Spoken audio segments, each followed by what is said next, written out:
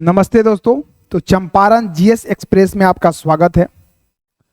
आज हम लोग सिकंदर के बारे में पढ़ेंगे। तो कहते हैं कि कुछ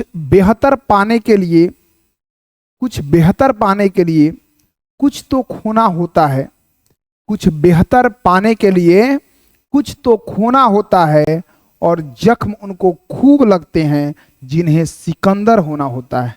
ठीक है, तो अगर आपके जीवन में कठिनाई है, समस्या है, तो स्वागत है। आपको जख्म लगना शुरू हुआ है, यानी कि आपको सिकंदर बनना है। यही टाइम है, घबराइए नहीं, खुद को साबित करके बताइए। तो आइए आज हम पढ़ेंगे सिकंदर के बारे में। ठीक है, वो सिकंदर महान जो अपने जीवन में लगभग एक भी युद्ध नहीं हारा था। देखिए सिकंदर के बारे में सबसे पहला चीज हम जान लेते हैं कि सिकंदर ईरान का था कि यूनान का था। ठीक है, ये एक समस्या होता है। तो सिकंदर जो था यूनानी था, ईरानी नहीं था, यूनानी था, ये ध्यान रखिएगा।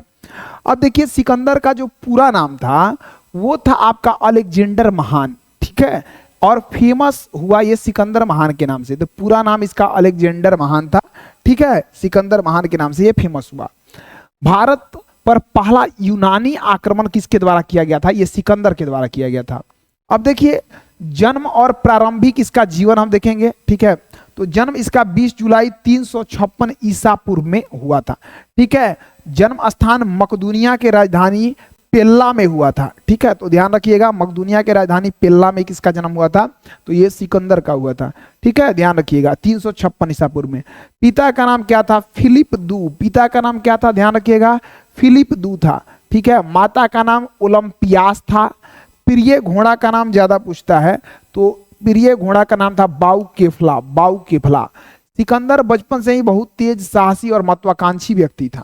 ठीक है, उसने प्रसिद्ध दार्शनिक अरस्तु से शिक्षा लिया था। ठीक है, और राजनीतिक ज्ञान लिया। ठीक है, युद्ध कौशल का विकास हुआ इससे। तो इसके गुरु का नाम क्या था? अरस्तु था, जो दार्शनिक थे। ठीक है, तो ध्यान रखिएगा, आपके अगर गुरु बेहतर आपको मिल गए, ठीक है, गुरु मेहनती करने वाला होना चाहिए, टाइम पास करने वाला नहीं। ठीक है, ध्यान रखिए, अगर गुरु मेहनत कर रहे हैं और शिष्य भी मेहनत कर रहा है तो समझिए किसी से बहुत आगे जाने वाला है।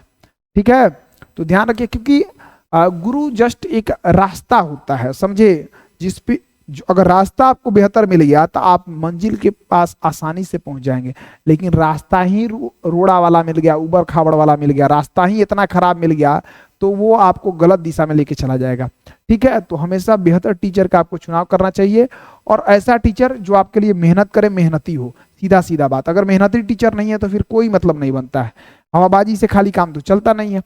देखिए सिंहासन पर ही बैठा था 336 ईसा पूर्व में, और उसके पिता फिलिप दू की जब हत्या हो गई उसके बाद, यानी कि 356 ईसा पूर्व में जन्म, 336 ईसा पूर्व में बैठा सिंहासन पर, यानी 20 साल के आयु में ये राजा बना था सिकंदर। और कहाँ का बना? मकदूनिया का, यहीं के राजधानी पेल्ला में इसका जन्म हुआ था।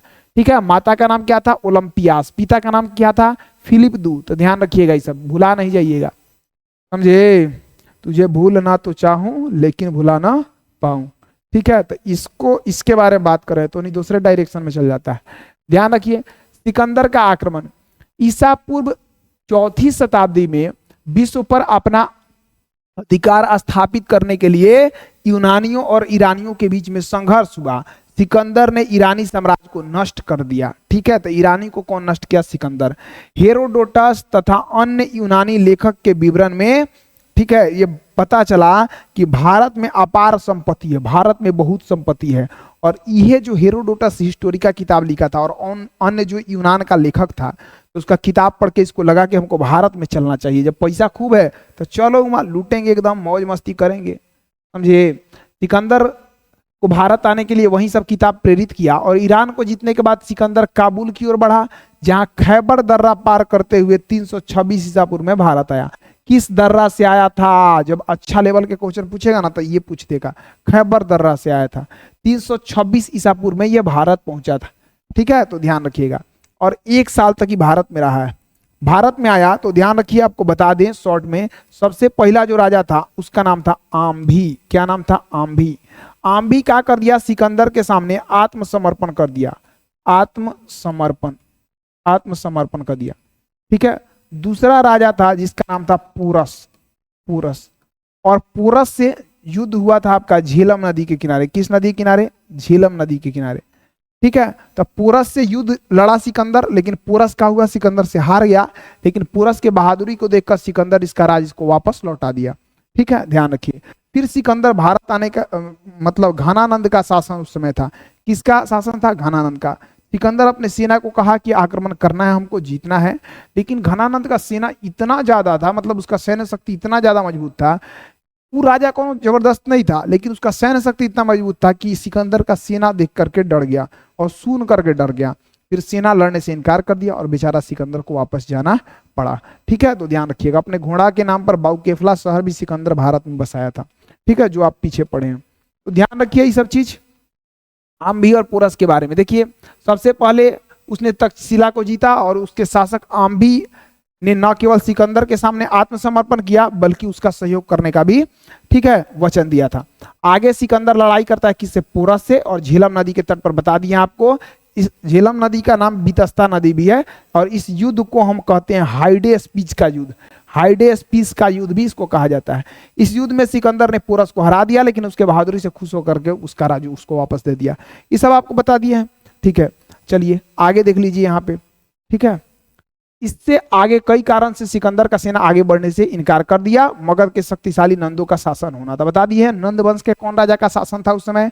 घनानंद। घनानंद। सिकंदर का सेना, सिकंदर के साथ कुछ लोग आया था, और इसका नाम ध्यान रखिएगा। निर्याकस, ओनोसिक्रिटस, एरिस्टोबुलस जैसे लेखक भी इसके साथ आए थे। भारत के विषय में अपने विचार लिपिबद्ध किए हैं इस सब लेखक ने, और इतिहास निर्माण के लिए अत्यंत उपयोगी है। तो कुछ लेखक आया था, निर्याकस, ओनेसिक्रिटस, एरिस्टोबुलस। किसके साथ आया था? तो यह आया था आपका सिकंदर के साथ। ठीक है, तो ध्यान रखिएगा। सिकंदर 325 ईसा पूर्व में भारत से वापस लौटा था। ठीक है, और बेबीलोन में 323 ईसा पूर्व में सिकंदर का क्या हो गया? मृत्यु हो गया। ठीक है, और जाते समय में क्या किया कि अपना सब चीज एक सेनापति फिलिप को सौंप दिया, और जिसका नाम है सेल्यूकस निकेटर। ठीक है, तो इसका सेनापति जो फेमस था, नाम क्या था? Seleucus Nicator. ठीक है, तो ध्यान रखिएगा। सिकंदर का मृत्यु कब हुआ? 323 ईसा पूर्व में। कहाँ हुआ था? बेबीलोन में। बेबीलोन में। तो चलिए यहाँ पे इसका थ्योरी समाप्त होता है। ठीक है, अब हम देखते हैं एमसीक्यू। सिकंदर का जन्म कब हुआ था? 356 ईसा पूर्व में। 356 ईसा पूर्व में। ठीक है, आगे हम देख लेते हैं। आगे देखिए, सिकंदर के पिता का नाम क्या था? पिता का नाम क्या था? तो बताइए जल्दी। फिलिप दू आपको बताया गया है। चलिए आगे यहाँ पे देखिए, अगला क्वेश्चन है आपका। सिकंदर के गुरु का नाम क्या था? गुरु अरस्तु तथा अस्तु। ठीक है, हाँ आगे देखिए यहाँ पे। सिकंदर ने भारत पर कब आक्रमण किया?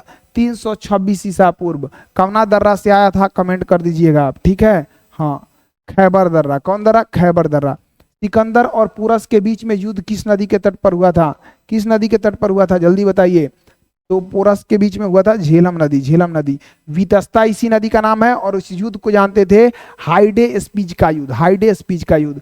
पोरस के साथ युद्ध को किस नाम से जाना जाता है? देखिए अगला क्वेश्चन है, हाइडे स्पीच का युद्ध। सिकंदर ने किस साम्राज्य को पराजित किया था? किस साम्राज्य को पराजित किया था? तो यहाँ पे ध्यान रखिएगा, ये पर्सिया। ठीक है, तो ध्यान रखिएगा। आगे यहाँ पे मौर्य से तो इसका कोई लड़ाई ही नहीं हुआ था। आगे देखिए यहाँ पे, भारत में सिकंदर सबसे पहले विजय क्षेत्र क्या था? तो तक्षशिला को सबसे पहले जीता। किसको जीता? तक्षशिला। वहां के राजा आम्भी को हराया था। तक्षशिला के शासक का नाम क्या था जिसने सिकंदर का साथ दिया था? आम्भी। क्या नाम था? आम्भी। ठीक है, आम्भी था। सी नंबर। सिकंदर के सेना ने आगे बढ़ने से इनकार क्यों किया था? तो इसका सेना आगे बढ़ने से इनकार कर दिया। भोजन की कमी, सैनिकों की थकान भी हो गई थी, और नंद के शक्ति का भय था। तो सब हो जाएगा। क्या हो जाएगा? सब। आगे देखिए यहाँ पे अगला क्वेश्चन है आपका, सिकंदर की मृत्यु कहाँ हुई थी? सिकंदर का मृत्यु हुआ था बेबीलोन में। कहाँ हुआ था सिकंदर का मृत्यु? तो ध्यान रखिएगा, बेबीलोन। ठीक है, तो ध्यान रखिए, बेबीलोन में सिकंदर का मृत्यु कहाँ हुआ था? यहाँ पे बेबीलोन में। तो ये ध्यान रखिएगा। आगे देखिए, माइक को भी देखना पड़ रहा है कि चार्ज है कि नहीं। सिकंदर की मृत्यु कब हुई थी? तो ये ध्यान रखिएगा, 323 ईसा पूर्व में हुआ था। भारत में आया 326 ईसा पूर्व, आ गया था 325 ईसा पूर्व। सिकंदर के साथ भारत आने वाले लेखक कौन थे? तो यहाँ पे कौन थे? निर्याकस था। निर्याकस। ठीक है, बाकी ये सब नहीं आया था। ये फाहियान जो था ये चंद्रगुप्त द्वितीय के दरबार में, विक्रमादित्य के दरबार में रहता था। कालिदास भी चंद्रगुप्त द्वितीय के दरबार में, मेघास्थनीज चंद्रगुप्त मौर्य के दरबार में। ठीक है, तो ये ध्यान रखिएगा। अगला क्वेश्चन यहाँ पे देखिए, सिकंदर के घोड़ा का नाम क्या था? Bucephala. Bucephala, option number B, option number B. ठीक है, आगे देखिए, सिकंदर का साम्राज्य कहाँ तक फैला था? सिकंदर का साम्राज्य कहाँ तक फैला था? तो ये क्वेश्चन आप कमेंट में आंसर देंगे, अगर नहीं देंगे तो फिर कमेंट में आंसर पिन कर दिया जाएगा। ठीक है, हाँ, गलत आंसर होगा, जिसका सही होगा पिन कर दिया जाएगा, गलत होगा तो फिर वहां पे टाइप कर दिया जाएगा। तो आज का क्लास कैसा लगा आप कमेंट में रिव्यू जरूर देंगे। ठीक है, हाँ, जब तक तोड़ेंगे नहीं तब तक छोड़ेंगे नहीं, समझे? तो ध्यान रखिए कि एक ही दिन में सब क्लास आपका रिकॉर्ड करना पड़ता है, समझे? पूरा गला पकड़ लेता है। ठीक, तो आप लोग को भी रिस्पॉन्स कहीं ना कहीं देना चाहिए, और वीडियो को लाइक कर लीजिएगा और बाकी शेयर वर्क कर लीजिएगा। तो आज का क्लास इतना ही तक रखते हैं। ठीक है, जय हिंद, जय भारत।